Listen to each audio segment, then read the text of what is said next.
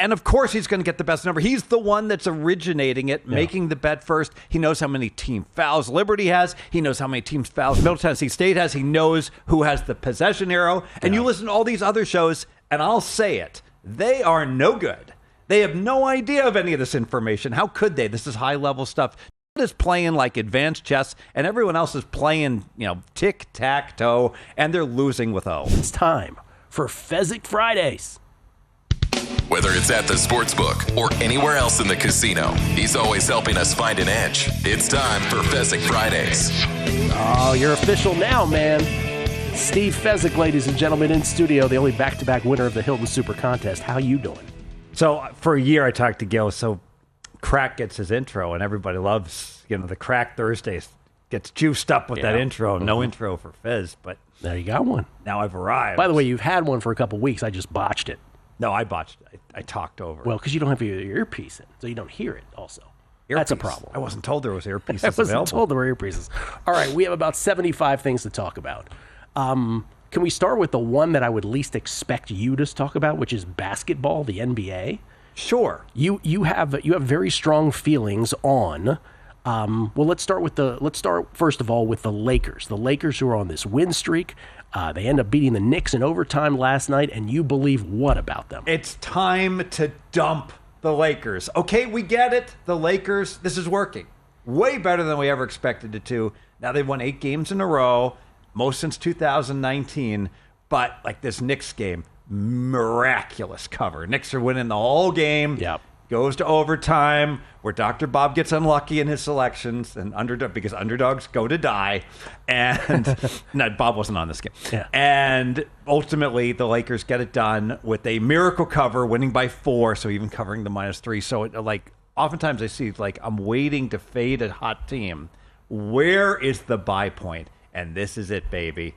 So they get that cover. This is the sell point. This is the sell point. Yeah. This is the apex. It's like the movie Wall Street. Stock's going to Pluto, baby. And Charlie Sheen says, dump it.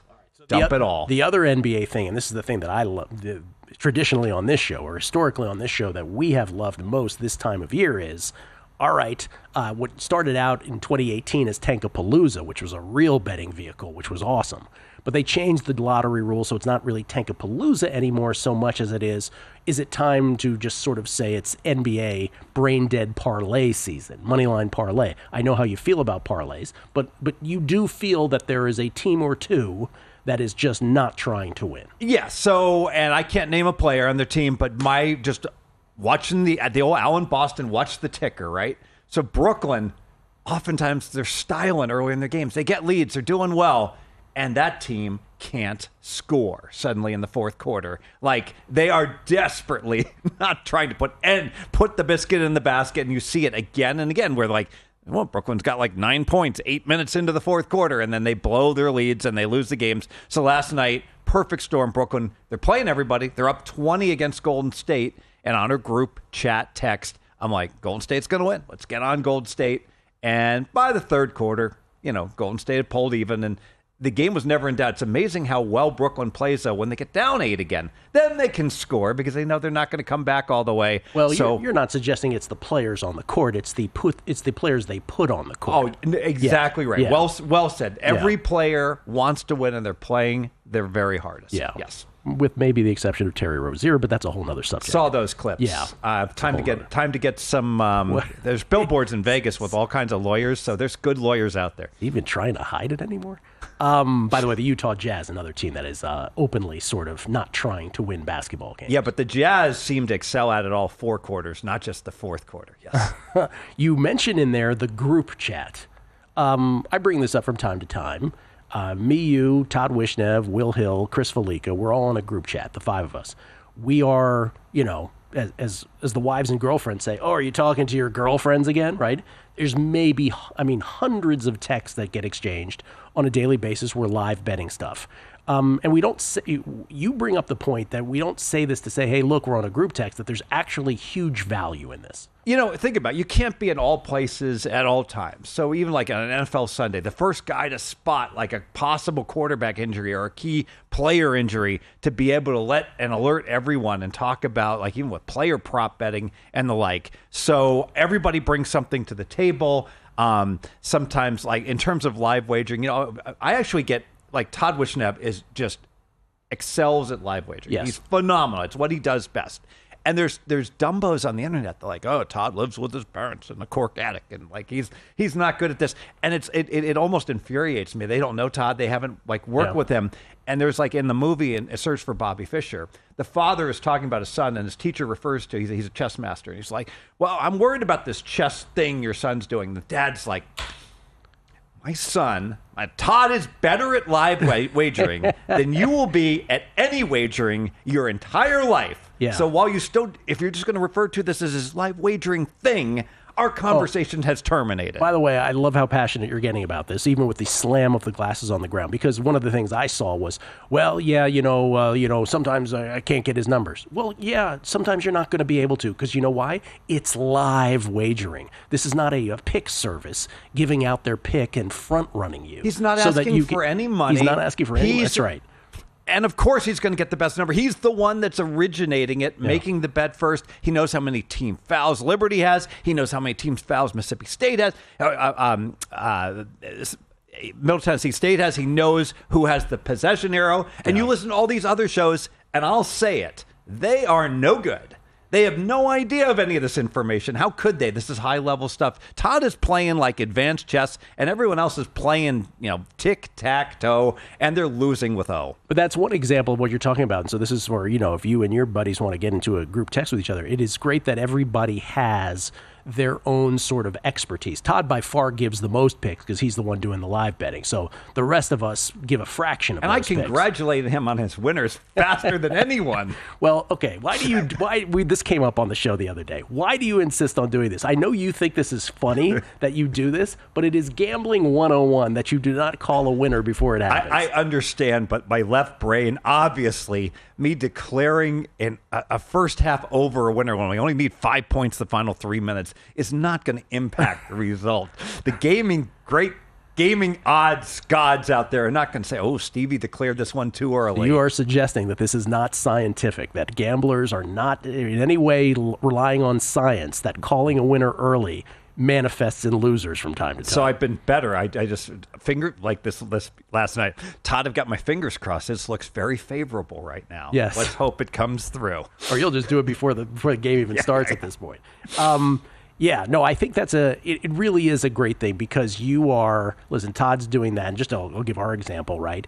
And so you're the great aggregator. You're aggregating picks. By the way, nice job on the tennis. I have originations. Like for instance, so by example, and that drives me crazy. People are so stupid. They're like, Fez gets all this information for other people. Like I'm not doing nothing myself. I do both. Yeah. Well, people, the aggregation part, you and I have talked about this. You probably should, maybe give more credit to people. But I'm just saying, I get it. What do you originate? What are you most famous for originating, would you say? Probably games of the year. Okay. Yeah. That's it. But in what sport would you say? NFL games of the year. I can set a line better in the NFL than the bookmakers in Vegas can. And that's on a week-to-week basis during the season? Before the season starts before and during the season both. Yes. Oh, okay. I see. Yeah. And before the season starts, what would you say your CLV rate is on that? Gosh, not as good as you think because the vagaries of the team. Like if I bet a week 15, I may lay 5, and that team might be laying 10, or that team might be getting 2 by the time. Or somebody gets hurt, right? Exactly. Yeah.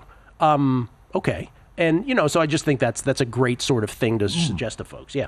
Almost 100% though. By the time the season kicks off. So if I lay 2 in August, my CLV is like 90% plus. I'm always getting the best of it before the season starts because nothing really changes in August. Oh, I see what you're saying. Yeah. Gotcha. Right. So you CLV by September, whatever the season starts, but not necessarily by game time. Exactly. Oh, okay. Gotcha. Steve Fezzik.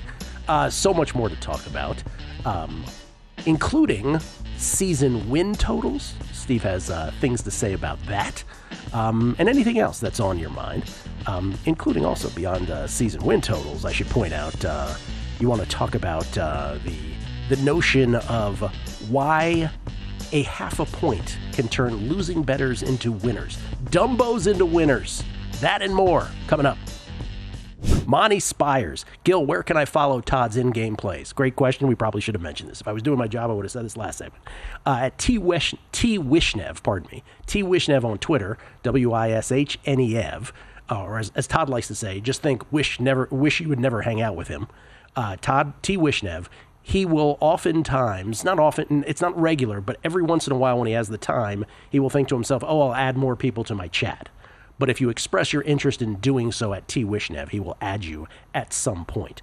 Brian M. B. Morianen missed the start of a numbers game. What was Kelly Bidlin's side bet today? You get the White Sox. He gets the Dodgers most wins. If he wins, you do his laundry into bet list for a month. You win. He uses Fez's comps to get you a bottle of water. I know that was some nonsense yesterday, that bet. I got a prop for you. How about what would it be more of, Dodger wins versus White Sox losses? That would be a good prop. I would still say White Sox losses is the heavy favorite. Yeah. Oh, yes. Because I do think, and I know we should probably have talked about this, that because I don't think we did when you've been on, which is you love the baseball season longs and you love the 100 wins thing. Tell everyone about the wins bet we made. So we discovered this bet, the world's greatest bet. We're at the M. We're at the M. What was it specifically? It was how many teams? Will any team lose 100+ games? And so this was a couple years ago. It's a couple years, and the season wins. There were like 3 teams that were favored to like lose over 100 games. But what happened is the odds makers in that case had looked at what the last 5 years had been, and it had been close to 50-50, and it was just insane. So we having Todd bet it on his account. And it goes from minus from memory, minus 140 to minus 170 to minus 190. Hit it. It's like Die Hard. Hit it again. I don't know if we have this graphic available to us, guys, but we ran it last week. If not, I'll just talk. But I actually went through back over a decade and saw how many teams had 100+ losses and how many teams had 100+ wins. And if you go back to 2013, there was only 2 teams that had over 100 losses or 100 more. Teams are in the middle. And there were no teams that had 100 wins, right? 2014, neither wins or losses at 100. 2015, there was only 1 team that had 100 wins, Cardinals, none with 100 losses. 2016, it was 1-1. 2017, it was 3 teams with 100+ wins, no teams with 100 losses.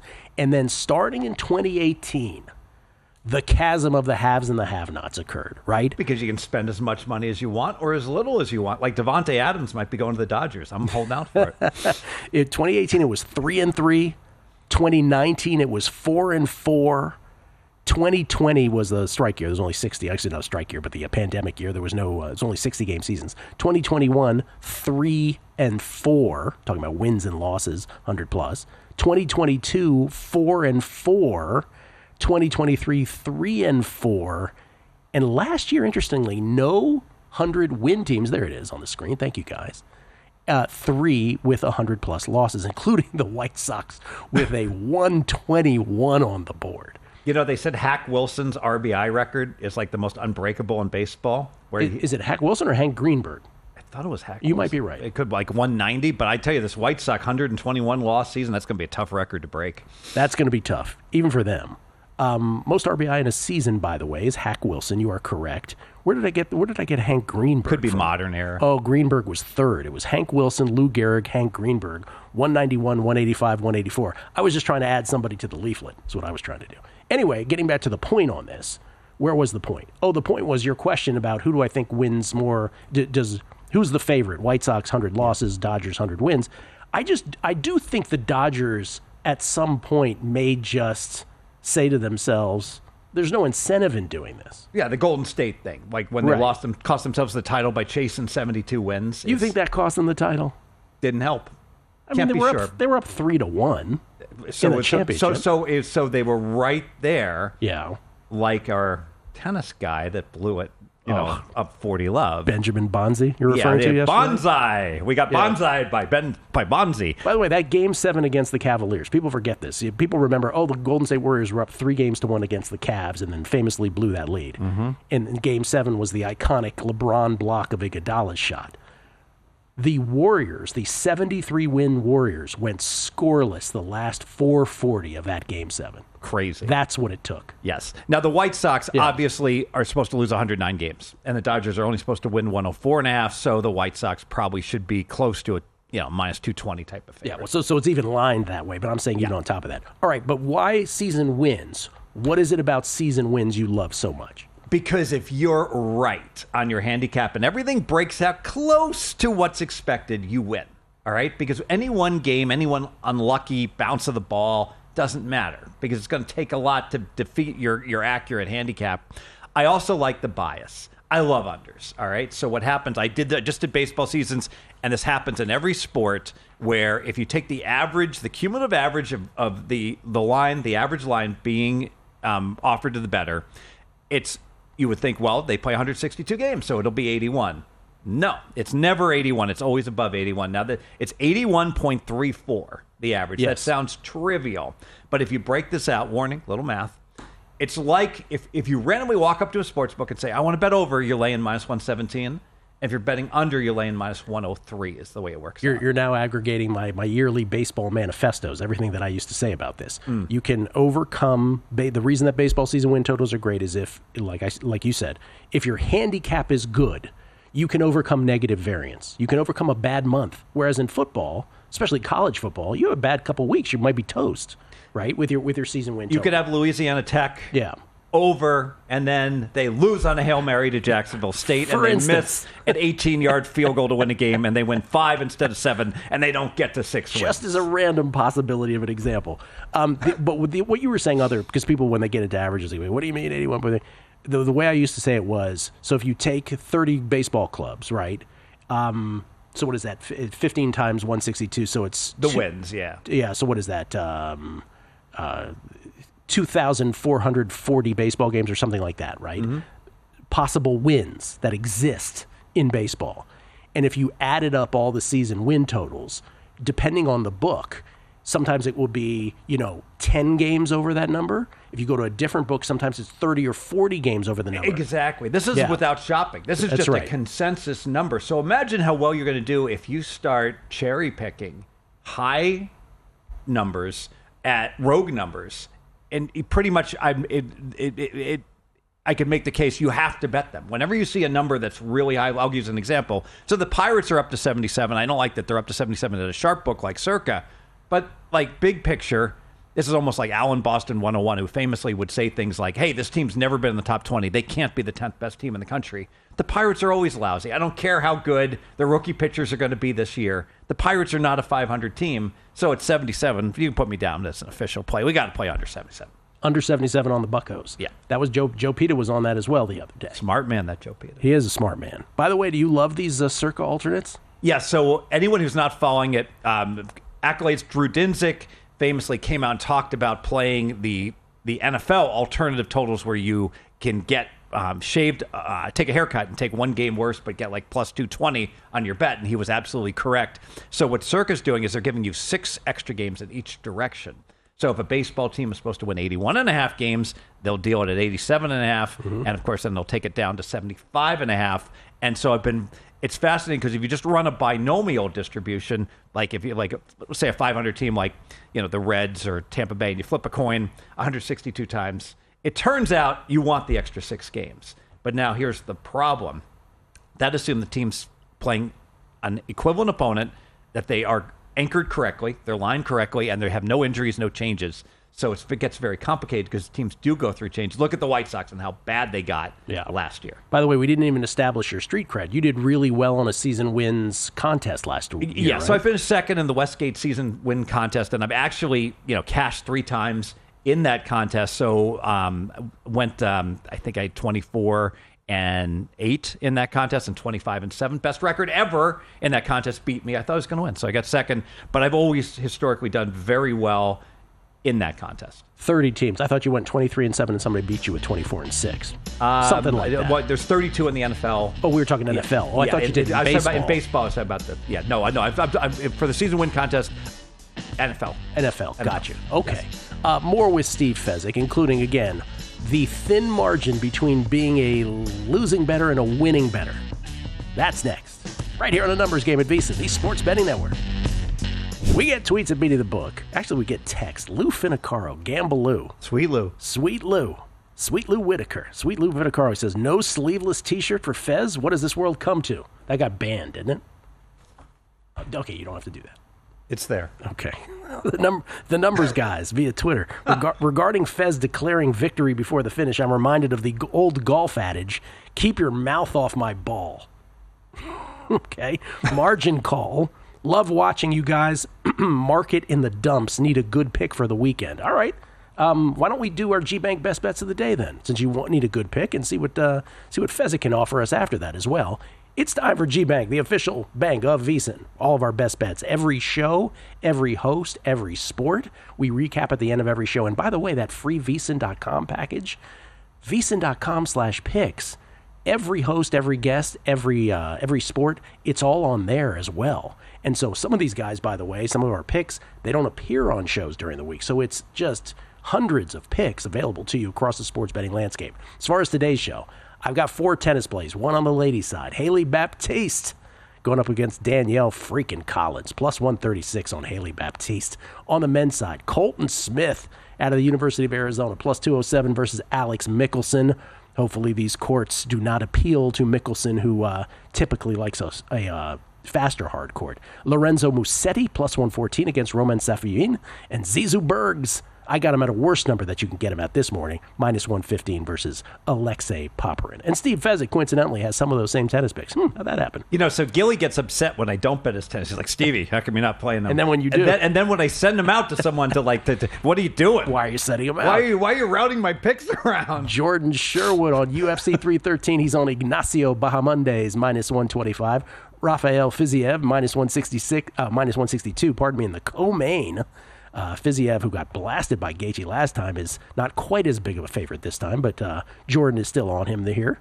And then Alex Morano and Carlos Leal Miranda under 2.5 rounds as his third UFC 313 pick this weekend. Stevie's got he's got the Pirates under win. Pirates under season win, at 77. Joe Pita agrees. And you have a couple college hoops that you like here as well. Yeah, so let's win a bunch before lunch. Let's go Missouri Valley Conference, 10 a.m. start time here locally Pacific. And we're going to go 846 Southern Illinois Drake. Love the Drake. Going to go under the 127.5. And it's funny, all day yesterday I was saying every Missouri Valley Arch Madness game goes under. But Indiana State, that one's going to go over because, like, the happy action fun time, they love to go fast paced. So we're going to stick with the under theme. I know Will Hill is on this as well. And game 839, South Florida, Memphis over 151.5. I watch a lot of basketball, so this time of year. And the only Memphis games that go under are games where they're shooting 20% from three. Yeah. As long as they shoot 30%, so much pace in Memphis games over the 151.5. I'm definitely jumping on the Southern Illinois Drake game with you for sure. Under 127.5 this morning. Then Chris Fallica, my goodness, a cornucopia of picks from Fallica. Arena Sabalenka to win her quarter at Indian Wells minus 120. She is in action today. Illinois State in college hoops. Pick 'em. Boise State laying 5.5, and then VCU laying minus 8.5. His 3 college basketball plays. As far as baseball season longs, he's got Cole Reagans and Tanner Bybee, both of them to lead the major leagues in strikeouts. Reagans at 22-1, Bybee at 80-1, and he's got the Dodgers to be the number 1 seed in the National League at minus 165. That looks like a Fez aggregation play. Oh, God. That looks very familiar to me. Stolen. And then Chris Fallica, in terms of soccer, Luton Town under a half, a team total under a half a goal, meaning he believes they will go scoreless at Burnley. Northampton, he believes they will go scoreless at Leyton Orient. And then Valladolid, also under team total, half a goal at Valencia. Chris Fallica, 3-pack of soccer plays as well. He had a couple horse racing ones as well, but actually he had a stay away in horse racing. Let me make sure that I get that right because I want to be thorough. But in the Florida Oaks, he said stay away from the favorite, the number 9 horse Nitrogen. And in the Tampa Derby, he does like the 7 horse Patch Adams. All of that, your G-Bank Best Bets of the Day, courtesy of G-Bank, the official bank of VSiN. And don't forget, with G-Bank, they're upping the ante with up to a $750 bonus for new G-Bank Visa Signature Card customers. First, new customers who spend $1,000 on eligible purchases within 90 days from account opening receive a $250 bonus. In addition, if you spend $50,000 on gaming and sports app loads within the 30 days of account opening, you'll receive another $500 bonus. That's potentially a $750 bonus. Apply now at VSiN.com/GBank. That's VSiN.com/GBank. Subject to credit approval. Terms and conditions apply. James Sod on Twitter asking me what matches I got lined up at Indian Wells tonight that I will be there for. Not going to watch Iga. Iga's playing this afternoon. I will have Medvedev and Zheng Xinwen tonight on the schedule. I saw Iga last time I was there, and I was like 10 feet away from her and was fanboying out. Are you going to attempt to courtside this, to pass post live while you're there? Why not, right? Yeah, of course. I mean, hey, sure. Jason Weingarten's got like 3 a.m. radios in his car. Yeah, of course. But then the girlfriend is like, why are you on your phone? Right, so there's that. Jason Weingarten's No, girlfriend? I'm talking about me trying to do it. Yeah, I don't know about Jason. Jason might do. Okay, before we go, I was teasing this. The thin line between being a losing bettor and a winning bettor. Yes, and a little experiment you can do over the rest of your life. Record how you'll do with an extra 1 point on all your wagers, each and every wager, college basketball and football. But that's interesting. But especially basketball. So here's the thing. Everyone says, I lost because I'm betting the wrong teams, all right? And the truth is, no, you lost because you didn't get a good enough number. So if you just add 1 extra point to every bet that you make, you will turn a horrible, lifetime losing, Arch Leister type of bettor. Arch Leister. Maybe not Arch Leister, but anybody else, into a winning bettor. That is the margin. It's so thin, and every half point is worth like 8 cents, and you're paying 10 cents a vig. So if you get an extra point on every bet, it's like you're skewing it towards your favor by 6 cents instead of 10 cents against you. Again, a lot of math, but and that's why my pet peeve. And I'm handing out fines left and right, and I fine myself. I do that all the time. Yeah, we do that on the group chat, too. A lot of fines are levied. It doesn't do me any good to say, hey, in pocket, I got -7.5, and the line is -9. All that's relevant, and so I brought it up like in our graphic, like on Memphis, South Florida. Well, I sent it in this morning at a different number, but all that matters is the current. Now, the current number is 151.5 here, so that's what we should grade me at, and we should grade everyone at that. It's like you come on a show and you give out a play, it's got to be what the number that's readily available now, not what it was when you may or may not have bet it and it's in pocket. Yeah, it's funny how, sometimes people say things in a certain way and it lands in a certain way and somehow it's emblazoned in your brain. I don't know if you even know this. One time you said in the chat, not that I didn't know this, but the way you said it left an impression, which is, if you don't think a point matters, live through these bets. So let's just say we have a first half at 78.5. And somebody else on the chat took a 79.5. Live through it. You know how much that point means when you're living through it. Last night, overtime, Lakers, open up for a blink at 4.5, against New York. Then it comes down to 3.5 and 3 and 2.5. It goes to overtime. Fiddles in the middle, lands 4. Almost everybody loses that took the dog on the next side, the right side. Yeah. But somebody won plus 4.5 that's listening. It's like, those guys are nothing. I'm like the king. I should be on the show. I got the plus 4.5. But you know what people famously say, don't bet teams, bet numbers. This is what you've just outlined is a different way of saying that, right? It's very creative, which is if you're logging all your bets in the next column, do it as if you had 1 extra point. One crummy extra point. Or one fewer, one less, right? Yeah, or whatever. You'll get crushed. You'll get crushed. The best bettors in the world, and I talk to Will about this all the time, and I do it too. It's really hard. Every sharp is on plus 23.